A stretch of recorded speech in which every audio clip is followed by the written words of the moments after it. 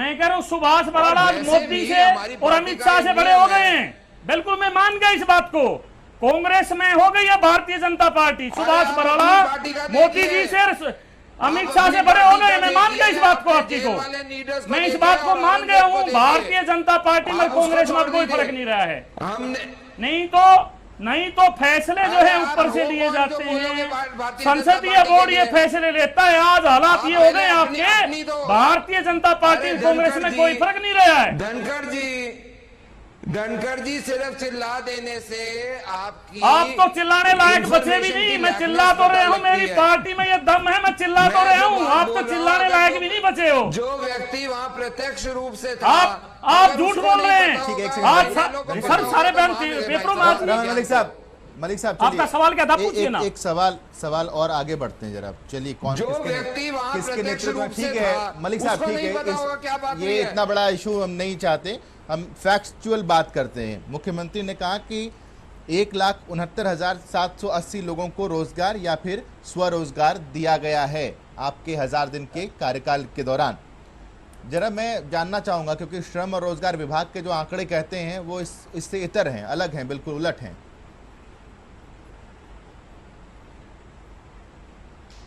देखिए साकेत जी, स्वरोजगार और दूसरा जो भी रोजगार दिए गए हैं और रोजगार के उत्पन्न यहाँ हुए हैं वो इन 1000 दिनों में हुए हैं, क्योंकि जो इन्वेस्टमेंट आई, एक मलिक साहब जो पब्लिक के क्लासिफाइड कर पाएंगे क्या, प्रोग्राम हुए, सेग्रीगेट कर पाएंगे, अलग अलग कर पाएंगे क्या, अलग अलग बता पाएंगे? स्वरोजगार के आंकड़े दे दीजिए हमें अलग से, और रोजगार जो आपने दिए, सरकार ने दिए हो, वो अलग से बता दीजिए। आपको वही बोल रहा हूँ जी।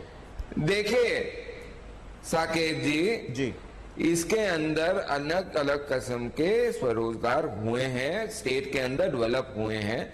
अभी मेरे पास एग्जैक्ट आंकड़े नहीं है, लेकिन मैं आपको विषय बता देता हूं जहां जहां हुए हैं, चाहे वो मुद्रा बैंक के थ्रू डेवलप हुए, चाहे वो स्किल डेवलपमेंट के थ्रू हुए, चाहे वो सर ये आंकड़ा ये होना चाहिए था, आपके पास नहीं है, लेकिन ये होना चाहिए था, ये होना चाहिए था। अगर मुख्यमंत्री ये कह रहे हैं कि 1,69,780 लोगों को रोजगार या स्वरोजगार दिया गया, तो उसमें फर्क बताना चाहिए था कि सरकार ने इतने दिए और स्वरोजगार इतना हुआ सरकार की पॉलिसी के तहत। अभी वापस चलता हुआ रास्ते में आके आपका प्रोग्राम अटेंड कर रहा हूँ। मेरे पास अगर आप ये होता कि मैंने आपको बताना है तो मैं जरूर लेकर आता आपको। नहीं सर, वो तो तैयारी तो होनी चाहिए थी सर। आप भी जिस प्रेस कॉन्फ्रेंस में इस बात का ऐलान किया गया है, तैयारी होनी चाहिए थी। मैं इसी कार्यकारिणी में बैठा मलिक साहब, जिस प्रेस कॉन्फ्रेंस में आपका प्रोग्राम आपका आया आगरे, तो मैं यहाँ बैठ गया। ठीक है मलिक साहब, लेकिन मैं तस्वीरें देख रहा था, उस प्रेस कॉन्फ्रेंस में आप भी बैठे हुए हैं जिसमें इस बात का ऐलान किया जा रहा है, जिसमें ये बताया जा रहा है कि कितने रोजगार, कितने स्वरोजगार, किस तरीके से इन्वेस्टमेंट जो है आया है प्रदेश में, वो सब ऐलान जो है, वो सब बातें आपके सामने कही जा रही थी।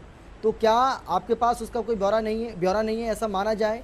और नहीं है तो क्यों नहीं है? क्योंकि आप प्रेस कॉन्फ्रेंस में थे, ये मैंने अपनी आंखों से देखा है, तस्वीरों में। आप फिर गलत बोल रहे हैं। हाँ। इसके अंदर हमने ये जो प्रेस कॉन्फ्रेंस जो आप दिखा रहे हैं, वो प्रेस कॉन्फ्रेंस वो है जिसके अंदर जो ये हमारी कार्यकारिणी का प्रारूप है और राजनीतिक प्रस्ताव जो पारित हुआ, उसकी डिटेल्स दी जा रही थी इस वाली प्रेस कॉन्फ्रेंस में। अच्छा, एक बात बताइए चीज, रमन मलिक साहब, एक बात बताइए, आपका जहां तक है वो आपको पास मलिक साहब एक बात बताइए, पहुंचा होगा, उसमें पूरी डिटेल भेजी हुई है। सीएम विंडो के तहत 2,63,000 शिकायतों का समाधान हुआ, मुख्यमंत्री ये कहते हैं। कितनों का नहीं हुआ, कितने आए थे, ये बताएंगे जरा? 3,10,000 आए हैं जी टोटल 1,000 दिन में। हाँ जी, ठीक है, 3,10,000, उसमें 2,63,000 शिकायतों का समाधान हुआ। जो नहीं हुआ सर, वो कैसी मांगे थी जो नहीं हो पाया, या कैसी शिकायतें थी जिनका समाधान नहीं हो पाया, या फिर वो अंडर प्रोसेस सर? इसमें अलग अलग किस्म की प्रोग्राम, अलग अलग विषय आ जाते हैं। यहाँ तक कि ये विषय भी आ जाता है कि मेरा पड़ोसी की बार बार अपनी गाड़ी मेरे घर के सामने खड़े कर देता है।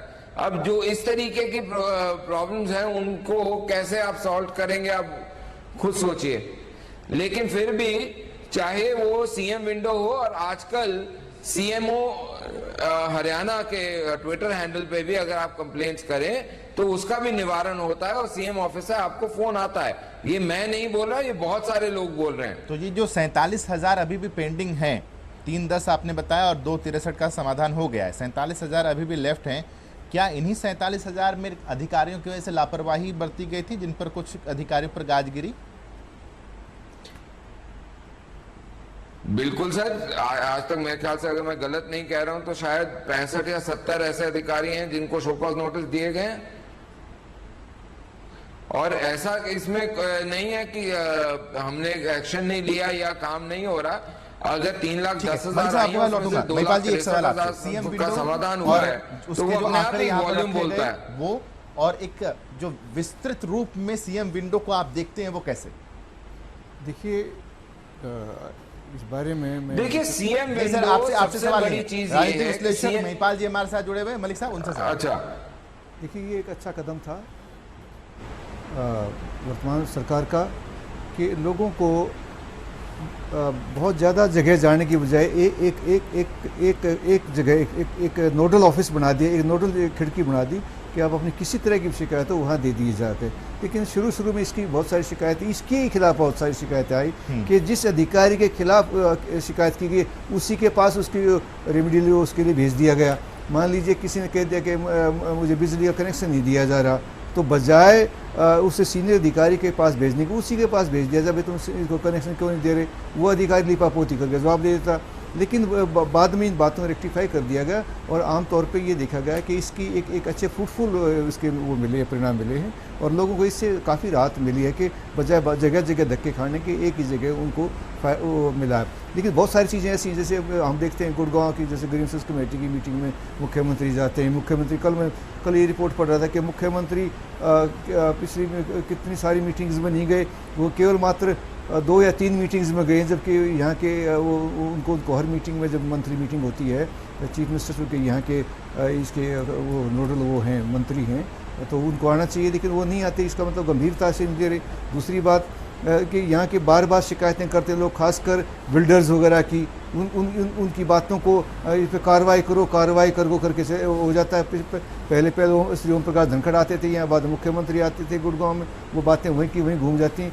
ठीक है, कि छोटी मोटी शिकायतें जैसे रमन भाई बता रहे हैं कि 3,10,000 आई, तो मुख्यमंत्री कहते हैं उनमें 2,63,000 उनसे उनका समाधान हुआ है। मैं इस बात से सहमत हूँ क्योंकि जो छोटे किस्म की शिकायतें हैं उसमें वाकई एक अच्छा कदम उठाया गया और वाकई लोगों को इसका एक काफ़ी रिलीफ मिला है।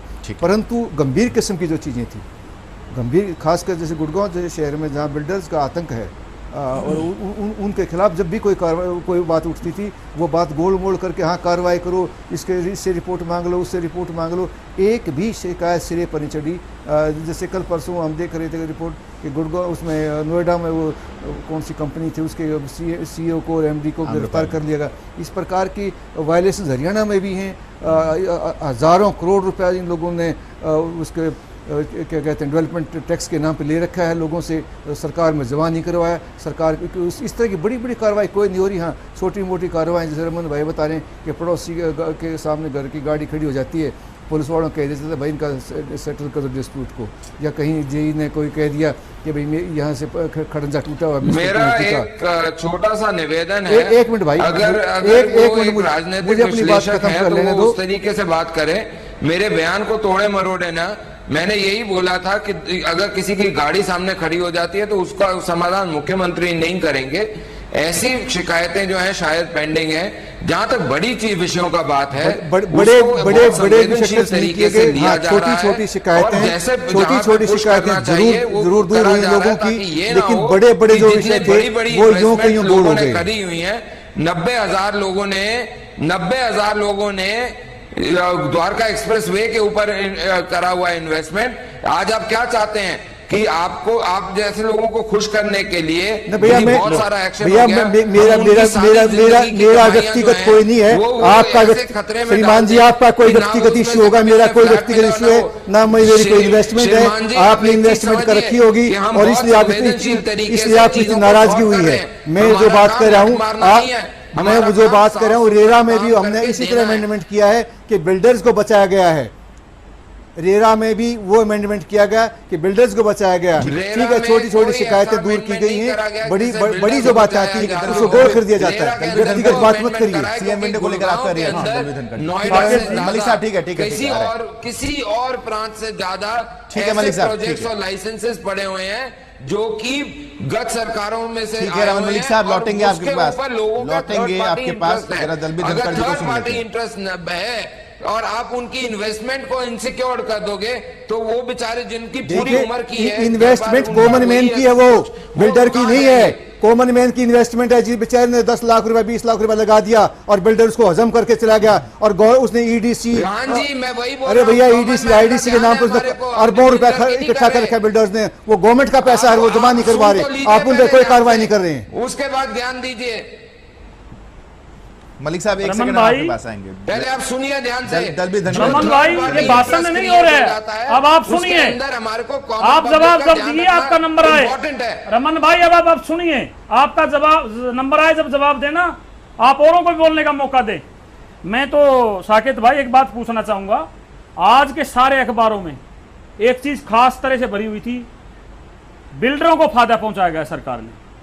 ये साफ शब्दों में आज ही के पेपरों में लिखा हुआ था, रेरा के माध्यम से बिल्डरों को फायदा पहुंचाया गया, ना कि एक्चुअल लोगों को फायदा पहुंचाया गया। आज की ही न्यूज है ये। आप गुड़गांव में रहते रमन भाई, कम से कम आप तो प्रॉपर्टी का काम भी करते हैं, कम से कम आप बिल्डरों का तो क्या फेवर तो ना करें, आम जनता का फेवर करें अगर करना है तो। भारतीय जनता पार्टी आज आपकी सरकार है, शिकायत आपको ही देंगे लोग, और किन को देंगे? जहां तक मेरी शिकायत आपने पूछी है, सीएम विंडो की बताता हूँ। सीएम विंडो टोटल इनकी, अरे सर आपके गुड़गांव के विधायक बिल्डिंगें बनवा रहे हैं, इलीगल बिल्डिंगें बनवा रहे हैं, आपको पता है, सारा पता है, आपको सब कुछ पता है, कैसे इलीगल बिल्डिंगें बन रही, कैसे प्लॉटिंग हो रही, सब कुछ पता है। मेरा किस चीज का व्यवसाय है या नहीं है? अरे मैं तो विधायक की भी कह रहा हूँ, आपकी भी कह रहा हूँ साकेत भाई। ये चुनावी ये 1 घंटा निकालने के चक्कर में बैठते हैं, ये बात को ना सुनते ना जवाब देते। ये चुनावी क्या है, चुनाव नहीं चल रहा, ये टीवी की डिबेट चल रही है। साकेत भाई मेरा तो एक ही सवाल है, रमन भाई यहाँ बैठे हुए हैं, भारतीय जनता पार्टी के प्रवक्ता हैं, सुभाष बराला के बहुत नजदीक मानने जाते हैं। मेरा तो एक सवाल का जवाब आप दे दीजिए। उमेश अग्रवाल ने जब सीधे सीधे सरकार पर आरोप लगाए थे, यूनिटेक, गवाल पहाड़ी, मेट्रो का रूट चेंज करने की, फर्नीचर घोटाला, मीटर घोटाला, आज वो विधायक फिर मुख्यमंत्री के साथ साथ घूमते हैं। क्या इनके जवाब किसी प्रदेश की जनता या गुड़गांव को मिल गए? क्या आप बता दीजिए, क्या यूनिटेक में घपला नहीं होया, फायदा नहीं पहुंचाया सरकार ने? गवाल पहाड़ी में क्या होया आपको पता है? मेट्रो का, ये आपके विधायक ने आरोप लगाए हैं, आपके विधायक ने आरोप लगाए हैं, आपके विधायक आज फिर सीएम साहब के साथ साथ घूमते हैं। क्या वो है नहीं? अब आप बीच में क्यों बोल रहे हैं? मेरी समझ में बात नहीं आ रही। मेरा नंबर है, मेरे को बोलने दीजिए, आपका नंबर है, आप बोलिए। रमन भाई जब बोलिए, जब आपका नंबर आए। चुनाव नहीं हो रहे, आपके सुनने वाले नहीं है यहाँ, फैमिली नहीं है जो कि हर चीज बेच। अरे भैया मैं तो गलत फहमी नहीं है, आरोप लगाए, विधानसभा में आरोप लगाए, आम जनता के बीच में आरोप लगाए। मुख्यमंत्री ने उनके भाइयों के ऊपर एफआईआर दर्ज कराई है। वो बोल जाता है, अरे सर एफआईआर दर्ज कराई मुख्यमंत्री ने उनके भाइयों के ऊपर, पुरानी जो कोई कंप्लेंट थी उस पर एफआईआर दर्ज नहीं कराई क्या सोनीपत में? आप क्यों नहीं डालते हो? ना हमने तो डाल रखा है। डाली जाती, 50 रुपए लगते हैं, डालिए। अरे उमेश अग्रवाल कौन है? आपकी पार्टी के विधायक हैं कि नहीं है? आज पार्टी में है कि नहीं है? तो केस करो। आप ये बताइए, उमेश अग्रवाल आपकी पार्टी में विधायक हैं कि नहीं है? आज उमेश अग्रवाल कहाँ है? कुछ चुनौती है, आज उमेश अग्रवाल कहाँ है? मेरे को बताइए, चुनौती है? डालो इन्फॉर्मेशन लो, केस करो। मैं तो बात बता रहा हूं, मेरी सुनिए ना। उमेश अग्रवाल ने विधानसभा में आम जनता के बीच में आप सीधे सीधे आरोप लगा रखे, प्रेस नोट के माध्यम से आरोप लगाए हैं, प्रेस नोट के माध्यम से आरोप लगाए हैं, लिखित है सब चीजें। क्या उमेश अग्रवाल को पार्टी से निकाल दिया या उमेश अग्रवाल आपकी पार्टी में है? तो बोल रहा हूं, तो क्या ये सेटलमेंट नहीं है? ये सेटलमेंट आज साकेत भाई हो रही है, प्रदेश की जनता सारी जानती है। बिल्डरों का फायदा पिछली सरकार ने भी पहुंचाया, ये सरकार भी उसी रीति और नीति पर चली हुई। साकेत भाई उसी रीति और नीति पर चली हुई है। बिल्डरों से आम जनता बहुत परेशान है, ये सच्चाई है। लेकिन कई मौकों पर देखा गया है जी सर, कई मौकों पर देखा गया है कि सीएम बिल्डरों को लेकर अध्यक्ष जो है आपके वो औरंगजेब बन गए हैं, जरूर अब करके उसमें नजर क्या आए। कहिएगा। कई बार हमने ऐसी बातें जो है वो देखने को मिली हैं। तो क्या आपको लगता है कि सरकार अगर कह रही है कि 3 लाख से ज़्यादा शिकायतें आई और उसमें से 2 लाख से ज़्यादा शिकायतें ऐसी हैं जिनका निपटारा किया जा चुका है, तो ये बहुत अच्छी बात है। क्या आप 2.5 लाख से ऊपर? सर ये जो कह रहे हैं ये इनकी जाने, हम तो अपनी सरकार के समय की बातें बता सकते हैं। सरकार आपके द्वार ऐसा प्रोग्राम था जो सराहनीय था, पूरी दुनिया ने उसको माना। एक छत के नीचे बैठ के, चौपाल में गांव की बैठ के सारे फैसले वहीं कर दिए जाते थे। हमने तो वो सरकारें देखी हैं। रही बात, जहां तक मैं कहता हूं मिनी सेक्रेटरीट, जिसको हम सचिवालय कहते हैं, लघु सचिवालय कहते हैं, हर जिले में माननीय चौधरी ओम प्रकाश चौटाला इसलिए बनाए गए थे कोई भी व्यक्ति अपनी समस्याओं के लिए जगह जगह ना जाए। पहले आपको पता सरकारी ऑफिस कोई कहीं होता था, कोई कहीं होता था। डॉक्टर साहब यहां बैठे हैं, मैं याद दिलाना चाहूंगा मिनी सेक्रेटरीट इसीलिए बनाए गए थे, सारी की सारी बातें एक ही छत के नीचे व्यक्ति एक जगह आए और जिसके जो काम हो उसी ऑफिस में चला जाए और अपना काम निपटवाए। वो सरकारें होती थी कल्याणकारी सरकारें। मैं तो ये पूछना चाहता हूं, हर आदमी क्या लिख सकता है, क्या वहां तक पहुंच सकता है? बड़ी चिंता का विषय है। ये तो लोगों से दूर होने वाली बात है। आप शिकायत दीजिए, हम फैसला करेंगे। ये बनी बनाई घटना है इनकी और कुछ नहीं है। ठीक है रमन मलिक साहब, कोई इस पर कोई जवाब नहीं। मेरे सवाल का मैं सीधा सीधा आपसे जवाब चाहता हूं। इस बैठक में निचोड़ क्या निकलने वाला है और क्या जो संकल्प पत्र में 154 वादे आप लोगों ने किए थे उन वादों का कुछ जिक्र होगा?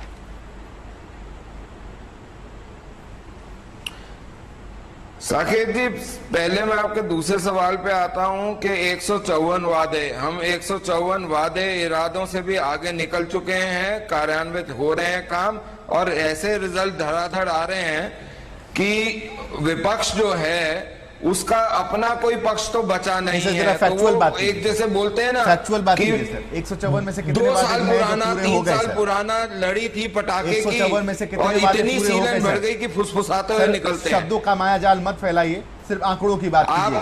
जनता टीवी के माध्यम से पूरा प्रदेश जानना चाहता है 154 वादों में से कितने वादे पूरे हो गए, नंबर बताइए सर।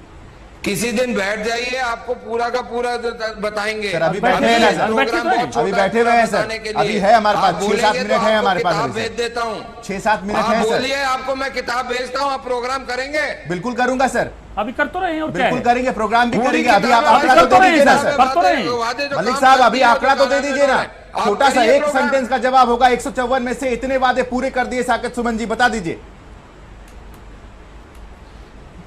साकेत जी, जो वादे करे थे, अगर आप चाहे वो महिला सुरक्षा पे देखें, उस पे कितने सारे कदम उठ गए सर। मैं तो अगर आप एजुकेशन पे देखें, उसमें कदम बता उठ गए, दीजिए या उसमें आगे नंबर, बढ़ एक रहा है। आंकड़ा रख दीजिए ना सर, क्या दिक्कत है? आगे बढ़ चुके हैं, एक आंकड़ा रख दीजिए ना सर। अरे आप पहले गिनिए तो सही, विषय क्या थे? सर मैं नहीं गिनूंगा, आप बता दीजिए ना कि इतने वादे पूरे कर दिए। महिला इतने वादे पूरे कर दीजिए, हम टटोल लेंगे ना सर, हम पोल खोल देंगे सर। आप रखिए तो सही आंकड़े। मुख्यमंत्री तो कह रहे हैं कि 51% 154 की अगर हम बात करें तो यानी 77% वादे पूरे हो चुके हैं। अगर सीएम साहब कह रहे हैं कि 51% उससे ज्यादा ही ओवर हो गए हैं। आपको मैं पूरी किताब दूंगा भाई साहब, चिंता मत करिए, अध्ययन करिएगा, फिर सवाल पूछिएगा। मैं अब जो यहाँ बड़ी बात कर रहा हूँ और जिसको आपको समझना चाहिए एज ए रिस्पॉन्सिबल मीडिया, कि इस समय जितना विपक्ष है वो सिर्फ एक काम कर रहा है, अपने अस्तित्व को बचाने की कोशिश, क्योंकि निष्पक्षता से ये सरकार काम करती है। कोई भाई भतीजावाद नहीं है, कोई फैमिली प्राइड नहीं है। नहीं तो सर वो क्या आप क्या चाह रहे हैं कि वो आपके अस्तित्व में और खाद डाले? नहीं डालेंगे ना, वो तो अपने आप को और मजबूत करेगी। हर राजनीतिक पार्टी करती है सर, हर राजनीतिक पार्टी करती है अपने आप को मजबूत। बिहार में आपने यही किया ना सर, करता है बिहार में आपने यही किया। क्या कर सकते हैं अगर उनके सितारे गर्दिश में हो? दल विधन करिए प्लीज। साकेत जी, बड़ी चिंता का विषय है विपक्ष को, मतलब विपक्ष नहीं मानना। मैं तो कह रहा हूं भारतीय जनता पार्टी सबसे लंबी विपक्ष में रही है प्रदेश में। पक्ष तो अगर पक्ष विपक्ष में रहना कोई पाप है तो ये भारतीय जनता पार्टी ने सबसे बड़ा किया। प्लीज रमन भाई, आप क्यों नहीं सुनते? जब आप बोलते हम तो चुप बैठ जाते, आप क्यों नहीं सुनते? बीच में बोलते हो, क्या वजह है बीच में बोलने की? क्या बीमारी लगी आपको? मेरी समझ में नहीं आ रही। दूसरों के बीच में कभी नहीं बोलना चाहिए। राजनीतिक विशेषज्ञ बैठे हो अपनी बात कर रहे थे, उनको भी आप उल्टा सुल्टा बोल रहे हैं। साकेत जी सवाल पूछ रहे हैं, आप किताब भेजने की बात कर रहे हैं। मैं तो बीच में नहीं बोल रहा, आप बीच में बोल रहे हैं। क्या वजह, क्या बीमारी आपको ये बीच में बोलने की? अगर बीच में बोलना तो डिबेट मत आया करो। आ रही है मेरे पास, आप सुनिए प्लीज, हम आपकी बात सुनते, आप हमारी सुनिए। अरे आप बताइए। साकेत जी मैं तो एक बात आपको कहूंगा, ये बिल्कुल बीमारी लग गई इनको, ये बीच में बोलने की बीमारी है। मैं विपक्ष को, मैं फिर कहता हूं, अगर विपक्ष में रहना कोई पाप है तो भारतीय जनता पार्टी ने जो पाप किए इससे बड़ा पाप हिंदुस्तान में किसी पार्टी ने किया, जहां तक विपक्ष की बात है। और जहां तक कांग्रेस मुक्त भारत बनाने की बात, ये झूठी है भारतीय जनता पार्टी। सारी कांग्रेस को तो अपनी तरफ लिया है, क्या गंगा इनके पास जो कांग्रेस को गंगा में नला के बाहर बैठा के बीजेपी में ले लेते हैं? ये भी बिल्कुल इनकी बात सरासर गलत है। मैं एक बात आपका है, आपने 154 घोषणाओं की बात की है, संकल्प पत्र की बात की है, सबसे बड़ा।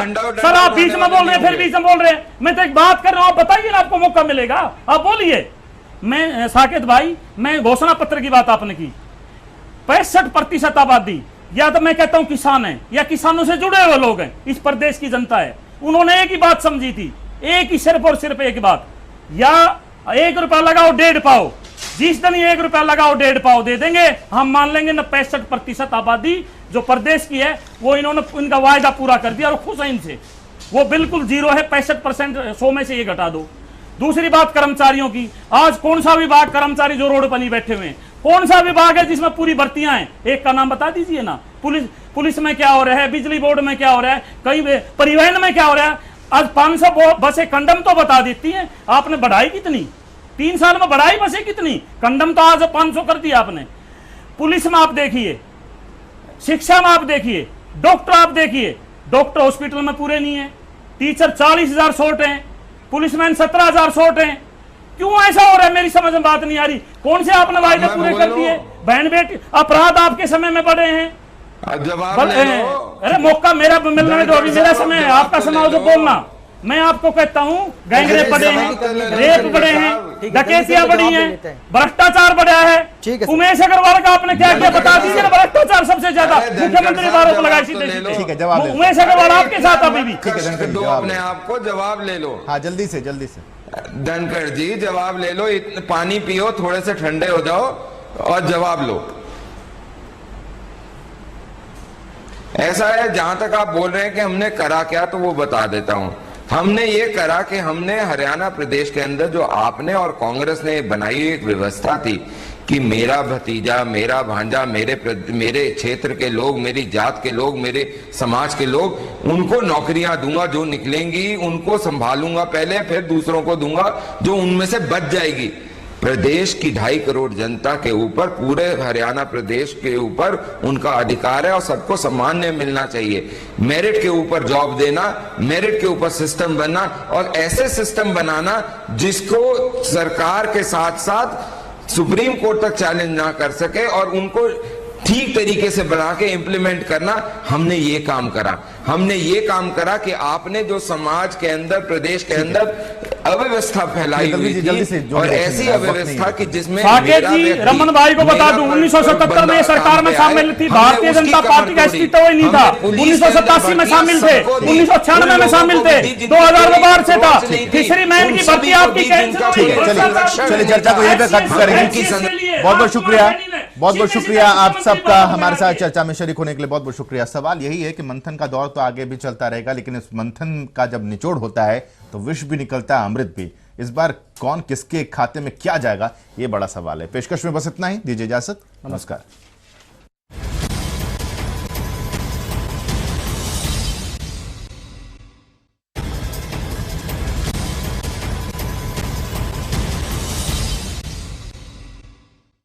आज की पोल्यूशन और पेस्टिसाइड भरी लाइफ में आपका परिवार अनगिनत बीमारियों के साए में रहता है। इसलिए अपनाएं 5 तरह की तुलसियों के अर्क से खास विधि द्वारा तैयार जॉली तुलसी 51 ड्रॉप्स, जो शरीर से बैड एलिमेंट्स, टॉक्सिन और विषैले पदार्थों को बाहर निकाले। जॉली तुलसी 51 ड्रॉप्स, जो मेरे परिवार को रखे बीमारियों से दूर। बस 5 बूंद रोज पियो, स्वस्थ, निरोगी और मास्टर जी चंडीगढ़ जाओगे? क्या खातर? बदली खातर। कौन से जमाने की बात करे बावले? मनोहर सरकार ने बदलियां का तो रोक काट दिया। मनोहर लाल की सरकार, गजब का असर और रफ्तार, इन्हीं कहने लगे सब लोग, मास्टरा की बदली का तो काट दिया रे रोग, भ्रष्टाचार और रिश्वत का तो खुंटा पाड़ दिया। पिछले गेड़े नरमा बीजा सीगा, चिट्टी मक्खी ते मच्छर ने खा लिया। ऐतकी बिलीव दी ते चट्टान दी स्प्रे कीती सी, नरमा वेखो कितना जोरदार। सफेद मक्खी व रस चूसने वाले कीटों का करे सर्वनाश, बिलीव व चट्टान की जोड़ी। माँ के बात बेटा, आज बड़ा खुश है। माँ पहला मुंह मीठा कर, तेरा बेटा पुलिस में भर्ती हो गया। ये मीठा मुंह कराना पहला सिया मनोहर लाल का करा। नहीं मारे वर्गे गरीबा ने कौन नौकरी देवा था। ठीक कह रही से माँ। 1000 मनोहर दिन नौकरी मिले सिफारिश बिन, मनोहर राज का ढंग निराला, ना भर्ती ना धरती में होता बंदर बांट बटाला, काम करण का मनोहर लाल ने लटसा गाड़ दिया।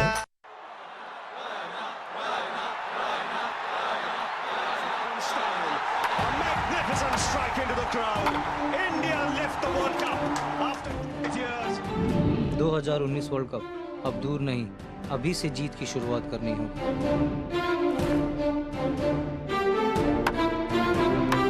जैसे आज हम करोड़ों भारतीयों को एक टीम की तरह 2 अक्टूबर 2019 तक देश को खुले में शौच से मुक्ति दिलानी होगी। स्वप्न गांधी जी का अब साकार करना है, स्वच्छता का देश में त्योहार करना है।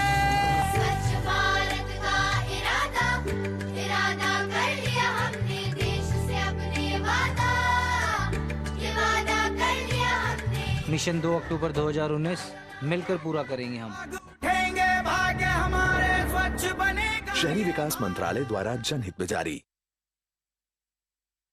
जब आप साधारण हेयर ऑयल को बार बार इस्तेमाल करते हैं तो खो देते हैं बहुत कुछ, इसलिए बालों को हमेशा जवान रखने के लिए केश कुमारी ये साधारण तेल नहीं, कंप्लीट हेयर थेरेपी है जो कई यूनिक नेचुरल हर्ब्स का कॉम्बिनेशन है और ये बालों की जड़ों तक भरपूर पोषण पहुंचाए ताकि आपके बाल हो लंबे, घने और मजबूत। केश कुमारी हेयर ऑयल और लड़कों के लिए केश कुमार। इनकम टैक्स रिटर्न भरने की लास्ट डेट 31 जुलाई अब ज्यादा दूर नहीं, अभी भरिए और निश्चिंत हो जाइए। रिटर्न भरने वाले लोगों में से मुश्किल से 1% से भी कम लोगों के रिटर्न की जांच होती है, वो भी विशेष परिस्थितियों में, इसलिए बेफिक्र होकर अपना आयकर रिटर्न फाइल करें। अब तो सहज फॉर्म आने से आयकर रिटर्न फाइल करना और भी आसान हो गया है। आयकर रिटर्न फाइल करना भी देश की प्रगति में योगदान देना है। एक जिम्मेदार नागरिक होने का फर्ज निभाएं। आयकर रिटर्न समय पर जमा कराएं। देश की तरक्की में भागीदार बनने का एकमात्र उपाय। क्यों होना है late? Don't wait for the last date. 31 जुलाई से पहले अपना आयकर रिटर्न फाइल करना न भूलें। आयकर विभाग द्वारा जनहित में जारी।